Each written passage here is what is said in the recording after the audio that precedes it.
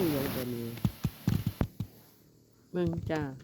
กำลังมื้ออื่นค่ะถ้าได้ลาดปูนก็เลยพากันออกมาหนังส้มล่มอยู่หน้าบ้านย่ำมื้อคืนบ่มีวังอยู่ก็เลยพากันมานั่งอยู่หน้าบ้านปุ่นส้มพระจันทร์บักใหญ่หนึ่งนอนชมวิวหน้าบ้านก็บ่ได้เปิดไฟดอกมืดทึมๆอยู่เพียพากันนอนชมวิวอยู่หน้าบ้านอากาศดีย่ำนี่ย่ำมื้อเช้าย่ำกลางเว้นก็ร้อนคักร้อนแน่เด้อจ้า ถ้าจะได้ไปบันเยี่ยมมื้ออื่นร้อนตอนกลางตอนกลางเว้นบ่มีวังสิอยู่โลดร้อนสิตายไปงาน ไข้แหน่ยามมื้อแลงมาไข้แหน่อยู่ร้อนบ่แต่ว่าปีนี้ฝนบ่ทันตกมันแม่นฝนตกมานี่โอ้ยบ่ไหวร้อนคักร้อนแน่โพด